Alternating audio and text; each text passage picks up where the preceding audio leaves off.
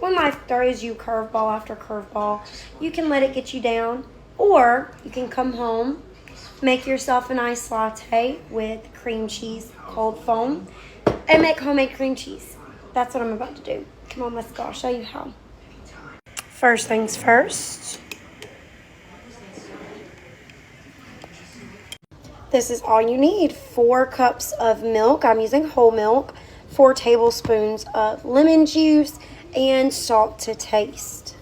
I forgot to show it, but I added a cup of heavy cream. It makes it creamier and more spreadable. We're just looking for a simmer. We don't want it to come to a complete boil. Be careful not to scald it, and do not walk away.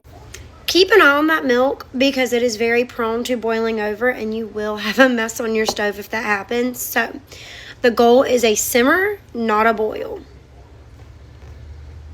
Okay? Also, I do not recommend using a metal utensil whenever you're cooking with lemon.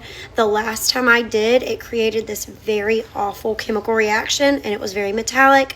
I had to throw the whole thing away. So, silicone or wood, bamboo, whatever. Also, I recommend using anything other than metal for stirring this because I chose to use lemon instead of another acid like vinegar or something like that. I don't want to get a nasty chemical reaction with the metal and the lemon juice. The last time I did, I had to throw my recipe completely away and start from scratch, and I'm not trying to do that with 4 cups of milk. It's expensive, you know, so work smarter, not harder. I'm going to need my blender, so I'm going to go ahead and make sure it's charged. If you've got a chargeable blender, do this now or before we get to this point. This particular blender is a Ninja Blast, and I love her. She's been my tried and true for years. I got her for free through Influencer, so if you need a little mini portable blender, this is your girl. Once you start seeing steam, you know you're close. Like I said, we're looking for a simmer, not a boil. I can't find my cheesecloth, and I don't have time to go get another one, so I've got quite a few coffee filters on standby. All right, starting to see some movement. All right, now I'm going to cut the heat off and add our lemon juice and just get it stirred up. It's going to start happening it happens really fast. It starts to curd up.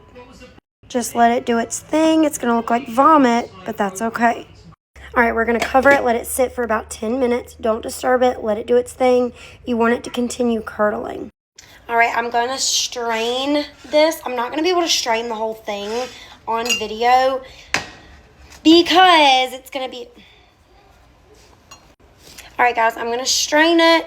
I'm not going to be able to strain the whole thing on video because A, I wasn't able to get a cheesecloth, and B, it's going to be messy AF. So just for the video purposes, I'm just going to strain some of it, and then that's it.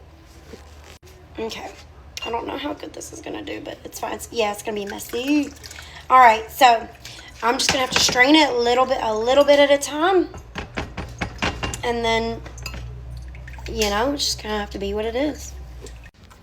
All right, so I didn't have a cheesecloth, so I actually decided to use my cold brew maker, and it worked beautifully. So at this point, we have ricotta cheese, but we don't want to stop at ricotta. All we really have to do is transfer our ricotta cheese into a blender, get it blended up with some salt, and we will have spreadable cream cheese. There we go. That was perfect, actually. I cannot believe how well this cold brew maker worked. All right, my favorite part. I'm going to add our salt. I'm just going to salt it to taste, so I'm going to start with about that much, a couple little crystals. Don't want to do too much because I can always add more. Can't take any out, right? And a super small splash of heavy cream. Now for the moment of truth.